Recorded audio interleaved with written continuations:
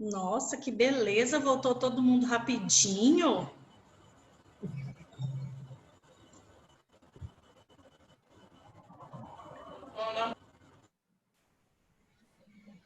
Que lindo, gente. Se tivesse apostado corrida, tinha que dar prêmio para todo mundo. Olha só, voltou todo mundo. Não, mentira, falta 2 pessoas, não sei quem é não.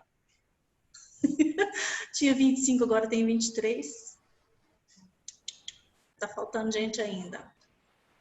Mas a maioria voltou, parabéns, todo mundo voltou super rápido. Vamos continuar falando sobre a recentralização. O que é a recentralização? Retomando, é um processo que se refere à mudança da identidade enquanto a pessoa está se tornando adulto. 3 estágios. Qual que é o primeiro estágio? O adulto jovem, ele até pode estar ainda morando junto com a família, mas ele já tem uma autoconfiança, uma expectativa maior de autoconfiança, de autodirecionamento. É aquela pessoa, assim como vocês, acredito que esse exemplo vai servir. Você mora com a sua família, mas não é porque a sua família vai sair de casa que todo mundo tem que sair junto. Você pode ficar sozinho, você consegue ficar sozinho, fazer alguma coisa para você comer. Ou a família, seus pais podem ir para um lugar, você pode ir para outro, cada um tem a sua programação para o fim de semana ou para a semana. Então você já tem uma condição de autodireção, uma condição de autoconfiança, apesar de estar morando com seus pais, mas isso significa que você é adulto, primeiro estágio. Segundo estágio, ainda durante o início da vida adulta, o indivíduo ele pode ainda estar conectado com a família, mas às vezes ele não mora com essa família durante todo o tempo. Um exemplo clássico são as pessoas... Oi, Júlia. Desculpa te interromper, mas a senhora já não falou disso? Não. Mas falou alguma coisa parecida, não falou? Falei. Ah, tá. Falei, mas com o nome de recentralização, não. No estágio 2, o adulto emergente, ele já fica conectado com a família, mas assim, é tipo o jovem que mora aqui, mas para estudar, mora em Anápolis para estudar, mas a família mora longe. Então ele vai, às vezes, durante um final de semana ou um feriado. Então, nesse sentido, ele ainda tem conexão com a família. E no estágio 3, que é em torno dos 30 anos, o indivíduo já tem uma cobrança, pelo menos, gente, de uma independência da família de origem. Já tem uma cobrança de... Quer ver? Vou fazer uma pergunta clássica aqui e imagino que vocês vão entender a minha pergunta e a resposta. Meninas, se vocês começarem a namorar com um rapaz, o rapaz tem um emprego, o rapaz tem um carro, o rapaz te leva para passear, ele é legal, tá tudo bem, de repente ele solta, porque a minha mãe fica preocupada se eu demorar a chegar. Oi, você mora com sua mãe, com seu pai? Moro. Não dá vocês não? Ele já tem 30 anos e ele mora com o papai e com a mamãe. Como assim? Por quê? Entenderam meu ranço? Oi, Isabela. Acaba o encanto. Entenderam o meu ranço? A minha freada? Pisada no freio? Sabe por quê, gente? Se o rapaz com essa idade ainda mora com o papai e mamãe, o que significa? Vai ficar mais difícil ele encontrar alguém para substituir essa mamãe. Que lava bem lavadinho igual a mamãe, que passa engomadinho igual a mamãe, que cozinha gostoso igual a mamãe, e por aí vai. Porque, geralmente, se ele está em casa, ele está acomodado, ele ainda não sentiu necessidade de ser independente. E ele vai ter um discurso diferente, ele vai falar assim, não, agora eu estou em casa porque eu cuido da minha mãe. Não, tem alguma coisa de errado no desenvolvimento aí desse adulto jovem. E para nossa surpresa, ou para nossa comprovação científica da realidade, aqui no livro fala que isso está cada vez mais comum. Alguns jovens passam por um período de incapacidade de soltar as amarras. O que é isso? É aquele adulto jovem que mora com os pais e ele tem muito medo de enfrentar a vida. Ele está acomodado, gente. Está gostoso demais morar com o pai e com a mãe em casa. Tem responsabilidade? Tem. Trabalha? Sim. Tem independência financeira? Tem. Tem boleto para pagar? Tem. Por que ele não é adulto? Não, ele é adulto. Mas tem uma certa característica importante que a gente tem que prestar atenção. Ele ainda mora com os pais. Aqui no livro fala de uma comédia americana que se chama, é o nome da comédia, não estou xingando ninguém, tá? Como Despachar o Encalhado. É uma comédia de um rapaz de 30 anos que ainda mora com os pais e os pais fazem de tudo para arrumar uma namorada para ele, para ver se ele sai de casa. Os pais já estão incomodados. A Márcia perguntou se a aula está sendo gravada. Tá sim. Todas as aulas estão sendo gravadas sim. Por quê? Não podia gravar, não? É porque não podia esquecer, porque essa aula está muito boa e aí tinha que estar gravada mesmo. Meu Deus, tá bom, obrigada. Professora, A Tatiele falou no final, você não arrumou um namorado, mas um filho para criar. Então, Charazinha. Oi, Murilo. às vezes é até engraçado, mas tem gente que vem aqui e eu costumo falar que eu tô montando meu enxoval. Porque eu falei pra minha mãe que com 22 anos, casado ou não casado, eu vou sair de casa, nem que seja à força. Eu vou me forçar a sair de casa pra Quantos não anos você criar tem, esse tipo de Murilo? amar. Eu tenho 18. Ai, que bom para sua mãe, que ainda falta 4 anos, tadinha. Eu vi um trem desse, deve ser cruel. Então, aqui no livro está falando que o relacionamento de um adulto jovem com os pais, ele é muito diferente, muito não, a palavra muito pode ser retirada. Ele é diferente do relacionamento do adulto jovem, do adolescente com os pais. O adolescente ainda está desafiando os pais, ainda está com as crises que ele tem. Quando se torna um adulto, o relacionamento com os pais, ele é mais sincronizado. Os filhos adultos têm mais respeito pelos pais. Os filhos adultos geralmente consideram mais os pais. Ainda mais quando se tem filhos. Eu não sei da experiência de vocês que têm filhos, mas depois que eu tive os meus filhos, a minha consideração pela minha mãe e pelo meu pai, ela aumentou simbolicamente, consideravelmente. A gente passa a perceber os sacrifícios, as noites de sono, os apertos financeiros, tudo aquilo que a gente não tinha percebido antes, a gente passa a perceber quando a gente vivencia aquele momento, aquela situação. E nesse sentido, a relação ela fica mais empática, porque eu consigo me colocar no lugar da minha mãe. Então, talvez uma resposta grosseira que eu daria enquanto adolescente ou jovem imatura, agora eu já não tenho coragem de falar no mesmo tom ou a mesma palavra com a minha mãe, porque eu sei como é quando eu recebo uma resposta dessa de um filho. Dói, machuca. Então, essa empatia aumenta, melhora a qualidade de relacionamento junto com os filhos. O filme Armações do Amor é em Portugal. É no Brasil, verdade, Ailton. Em Portugal é que chama Como Despachar o Encalhado. Aqui no Brasil chama Armações do Amor, né? Foi isso que você verificou aí? Obrigada, é verdade.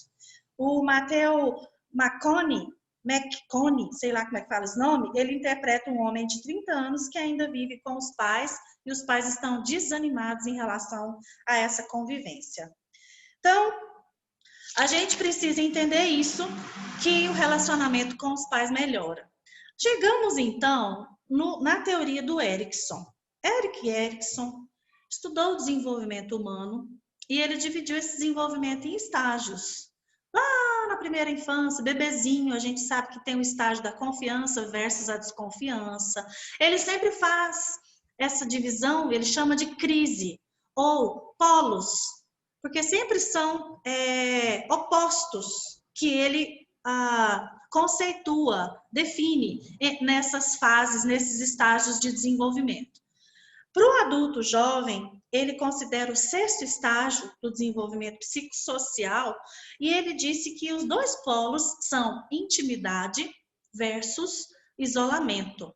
Quando a gente fala de polo, vamos pensar que polos são extremos. Pensa na Terra, Polo Norte e Polo Sul. O que tem no meio do Polo Norte e do Polo Sul? A Terra inteira. Então, o que tem entre os 2 polos que o Erikson está explicando? Uma variedade de pessoas muito grande. Então, ele fala de 2 extremos, para a gente entender que tem 2 extremos, mas existem pessoas que são mais ou menos um ou mais ou menos o outro, que se encaixam dentro dos 2, certo? Vamos explicar os polos, então. O que seria o isolamento? Erikson não quis dizer que jovem no isolamento é aquele jovem antissocial, que não quer confraternizar, que não quer sair de casa, né? Esse isolamento não. É o isolamento no sentido de relacionamento sério. É aquele jovem que pode até namorar com alguém, ficar com alguém, mas ele não assume um relacionamento sério. Vocês vão entender essa frase. Ele não muda o status no perfil dele. Por quê? Porque ele não assume um compromisso. É aquele jovem que diz mais ou menos assim, vocês devem conhecer esse discurso também. É aquele jovem que diz assim, eu quero namorar, eu quero viajar, passear, fazer um intercâmbio, conhecer muita gente, aí eu vou fazer faculdade, eu vou me formar, eu vou me estabilizar, depois eu vou arrumar um relacionamento sério. Entenderam? Estou falando de vocês?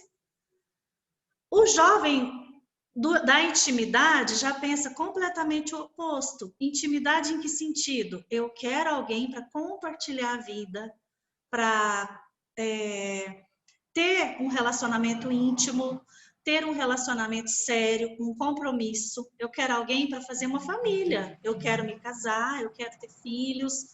E tem muitos jovens, gente. Acho que a grande maioria das pessoas se casam antes dos 40 anos. Só que antes isso acontecia muito cedo. Assim como eu dei o meu exemplo no início da aula de hoje. Que eu falei que eu me casei com 18.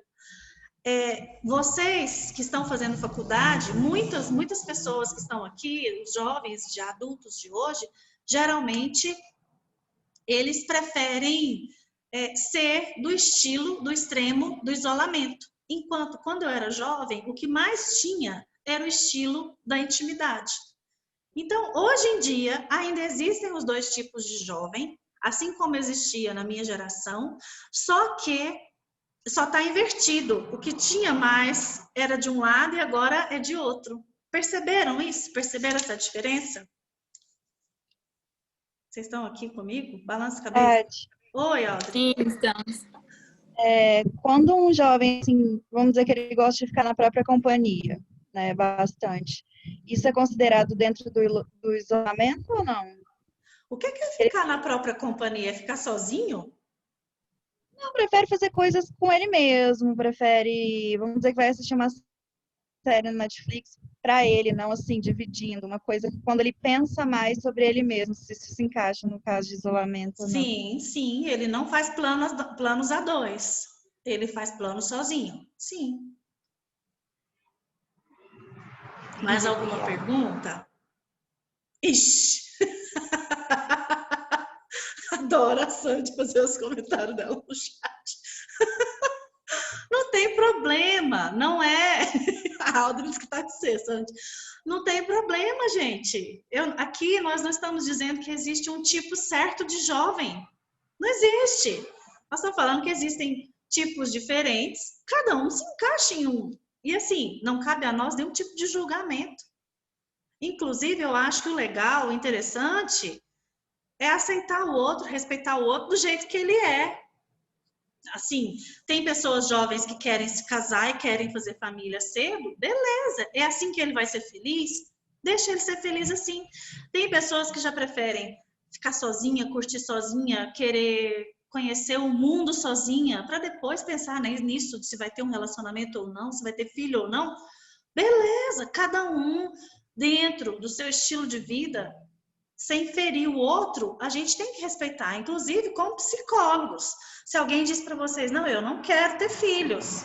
Tem muita gente que fala, nossa, que absurdo, que pessoa egoísta, não quer ter filho. Gente, ela tem direito de escolher o caminho dela. Ela não está dizendo que você não pode ter filho, ela está falando que ela não quer ter filhos.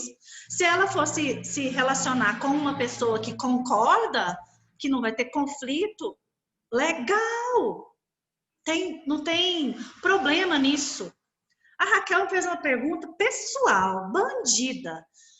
Com base na sua experiência, quais os pontos positivos e negativos? Raquel, eu tenho uma resposta com base na minha experiência. O meu primeiro casamento, eu casei com 18. Eu fui escolhida. O meu segundo casamento, eu casei com 38. Eu escolhi. Responde.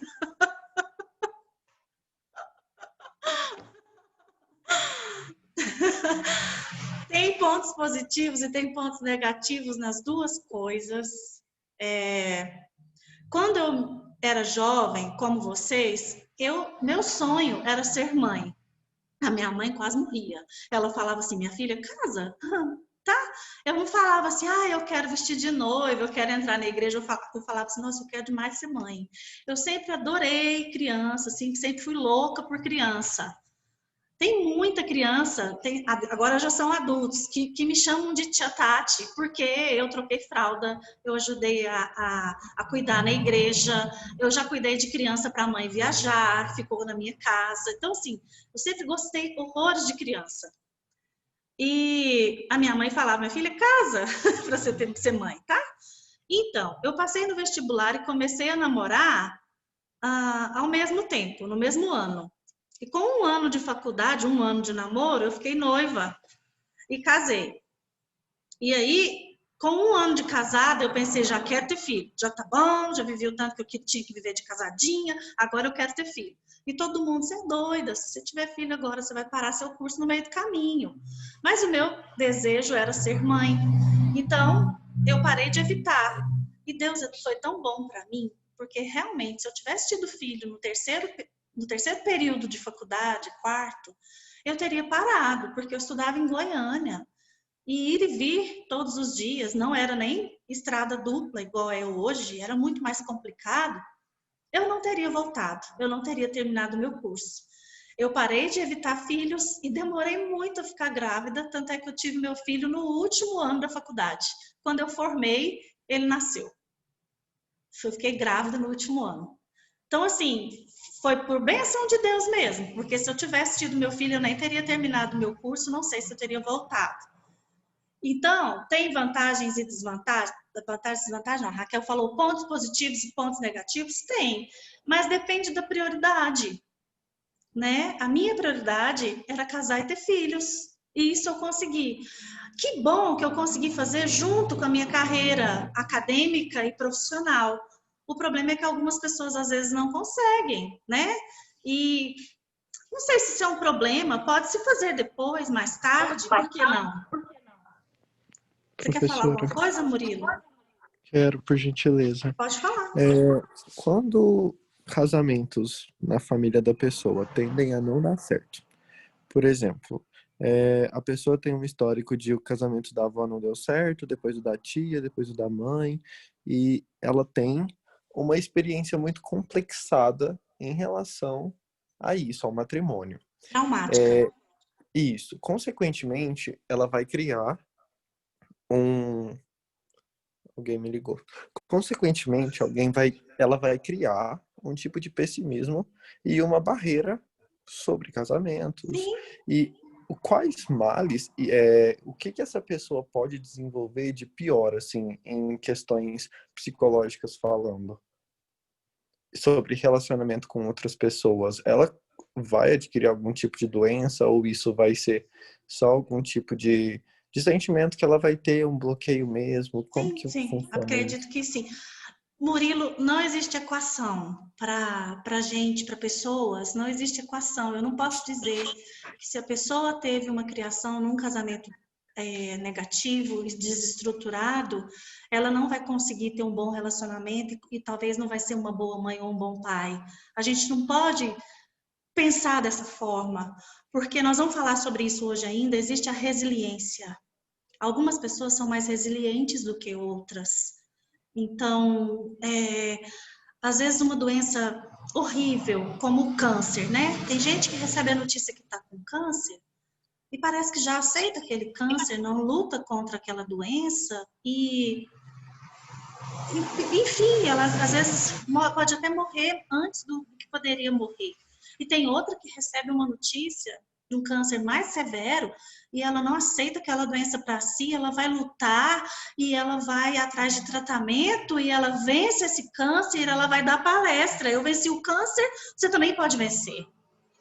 Então, olha só, eu não posso dizer que uma situação, que um problema, uma doença, um casamento ruim, pode fazer com que a pessoa tenha esse trauma e esse trauma faça com que a pessoa seja A ou B. Porque cada estrutura, cada personalidade, cada indivíduo age de um jeito. Então, não existe nenhum transtorno, nenhuma doença que se diz que a etiologia dela, a causa dela, é por causa de um casamento desestruturado que ela viveu.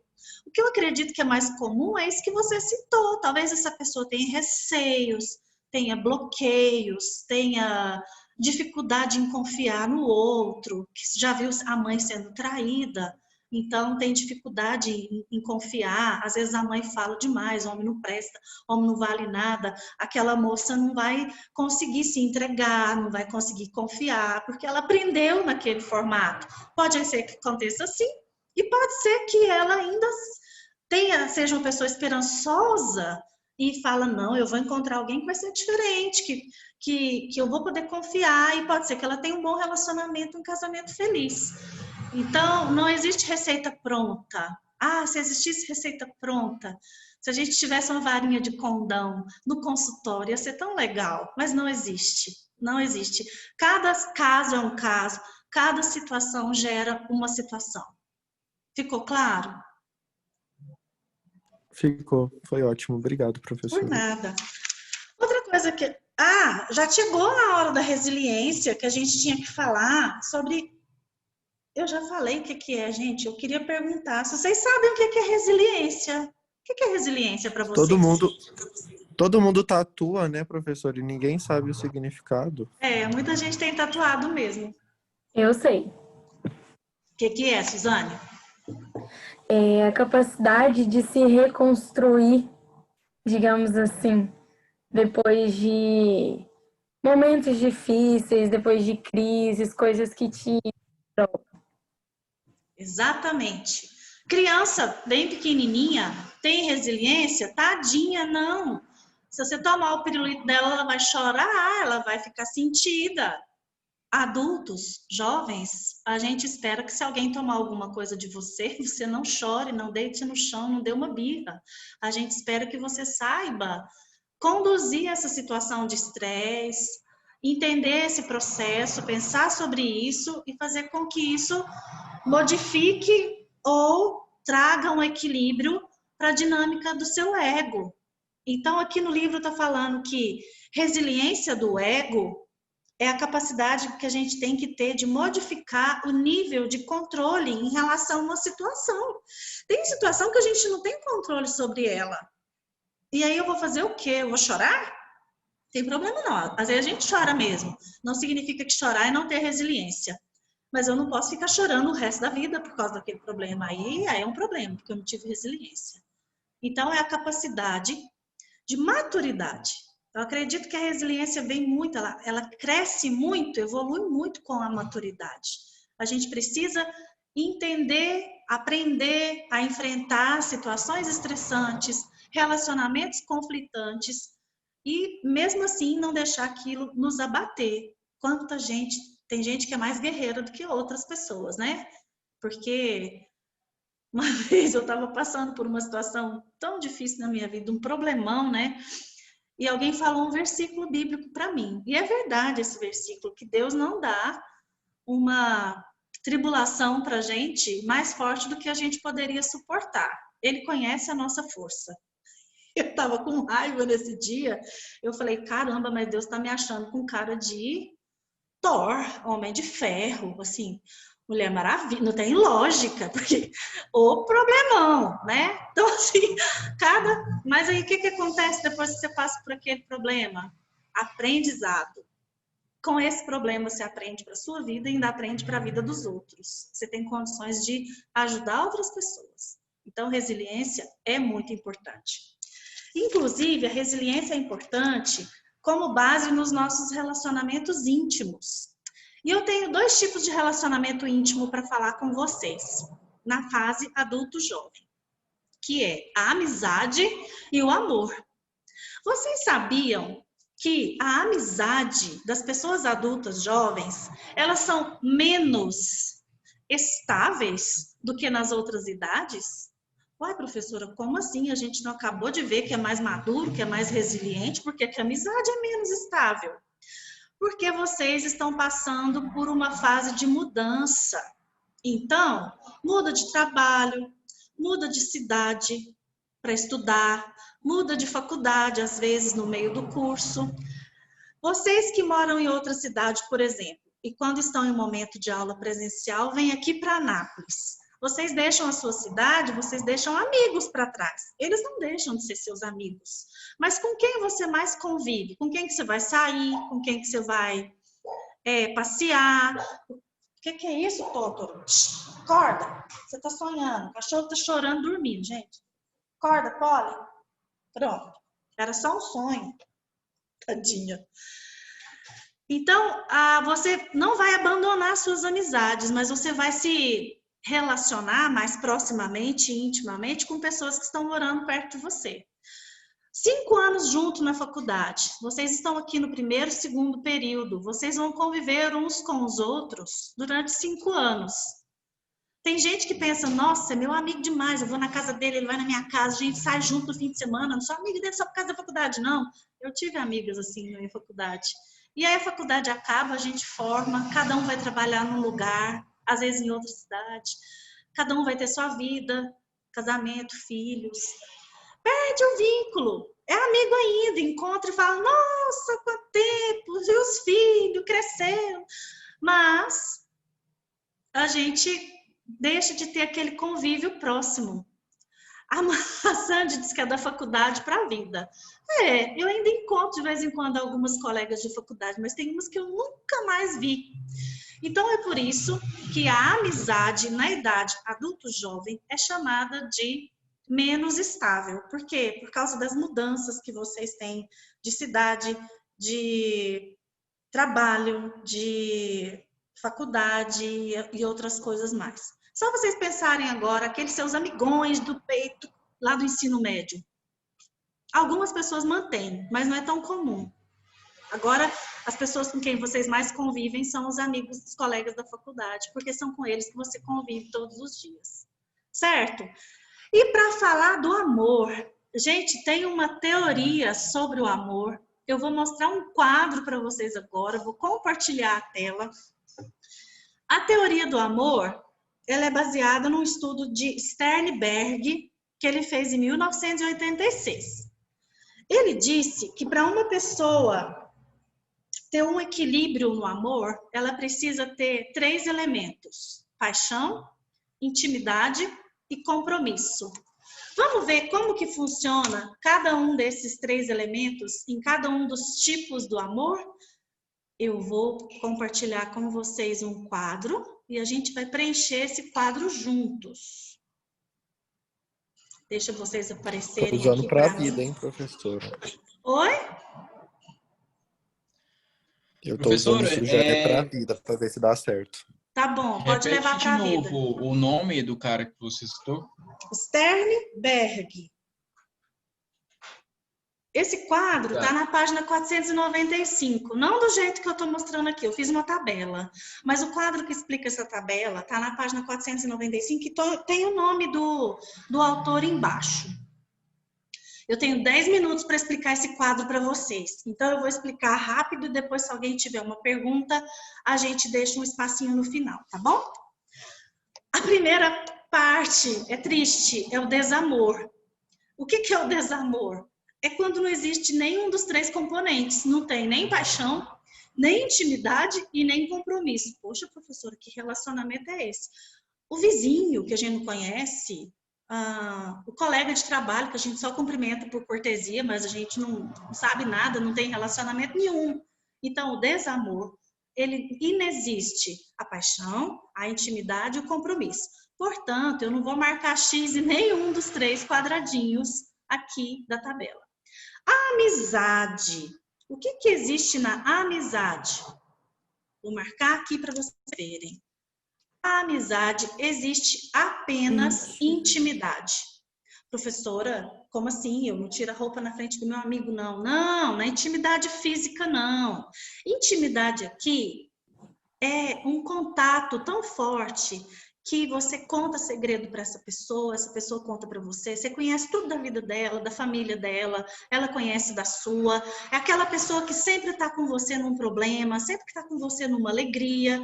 A amizade tem essa intimidade. Sabe aquele amigo que só de olhar um para o olho do outro, a gente já sabe o que ele está pensando? Eu tenho amigo assim. Só de olhar, a gente já ri e todo mundo pergunta assim, o que vocês dois estão rindo? A gente conversa com o olhar. É porque é muita intimidade nesse sentido de alma mesmo, tá? Não tem paixão, não tem nenhuma química física, não tem compromisso, porque eu não tenho um relacionamento estável com o fulano, eu não tô relacionamento sério com o fulano, eu não troco aliança na amizade. É a intimidade que reina. Na paixão, quando a pessoa está apaixonada, o que reina? A paixão, lógico. A paixão é um componente físico, é um componente químico. É aquela... O que foi, Suzane? A Zane. O que a Sandra escreveu? Olha lá. Não, eu não posso olhar agora que eu tenho que sair daqui. Amizade colorida. E a amizade colorida? Não é amizade colorida, Sandy. É só amizade normal, de amigo mesmo, de gente. Ah, professora, amizade colorida que é bom, é. Mas aí ela é outro nome. Aqui eu tô falando da amizade preto e branco mesmo, tá? E o bom é que eu não vi que o microfone estava aberto quando eu ri. Paixão, gente, o que tem na paixão? Tem essa química. Muita gente, quando se apaixona por atração física, é aquele famoso amor à primeira vista, porque a pessoa vê o outro e sente um negócio por dentro e fala, gente, encontrei o grande amor da minha vida.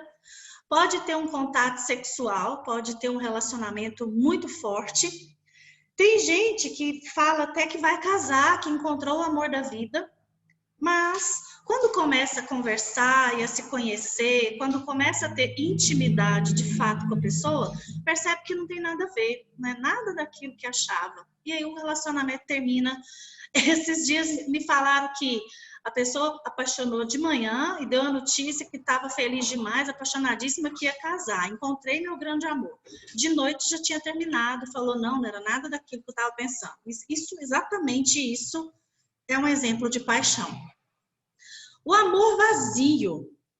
O amor vazio, por mais que esse nome seja feio ou estranho, o que existe no amor vazio?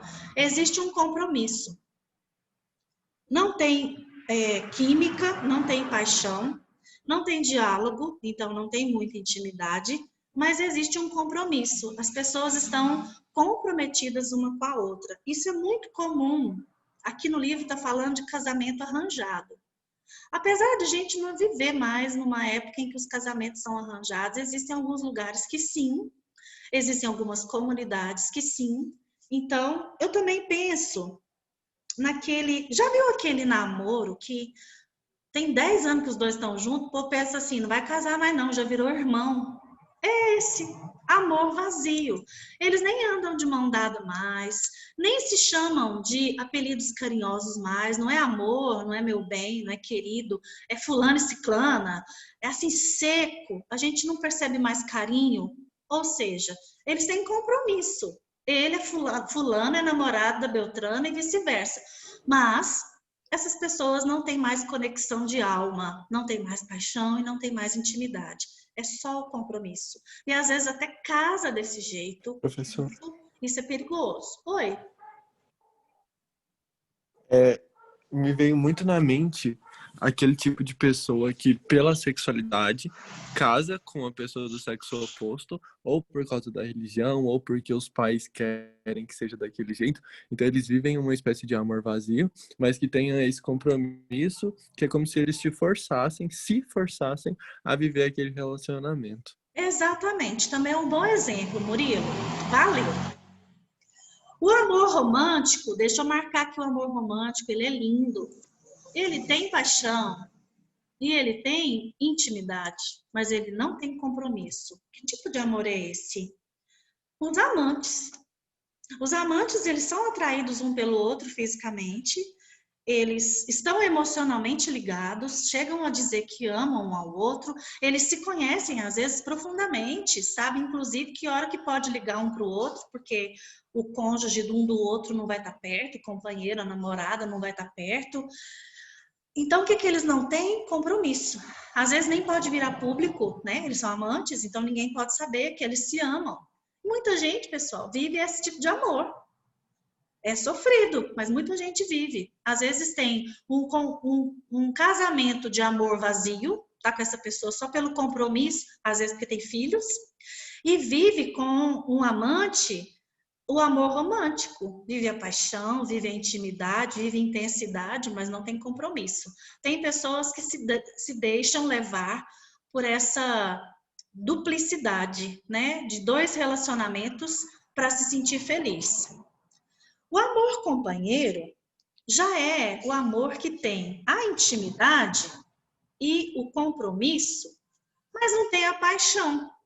Esse amor é muito encontrado em casamentos de longa data, que já teve a paixão um dia, já foi muito forte um dia, e aí passou o tempo, os dois se conhecem bastante, têm muita intimidade, os dois têm um compromisso, são pai e mãe do fulano da ciclana, são avós, mas eles não têm mais uma paixão acesa. E ficam casados, porque tem uma família, porque já se acostumaram, tem um compromisso muito forte um com o outro. O amor instintivo já é o amor que tem paixão, que tem compromisso, mas não tem intimidade. Como assim? Que tipo de amor é esse? Já ouviram falar no namoro relâmpago? Que é aquele que o casal até assume um compromisso, tem gente que namora 3 meses e já tá no Instagram falando amor da minha vida, nunca viverei sem, e aí já pede em casamento, já marca decoração, e tá todo mundo assim, gente, o que Murilo é é isso? desse jeito. Quem? O Murilo.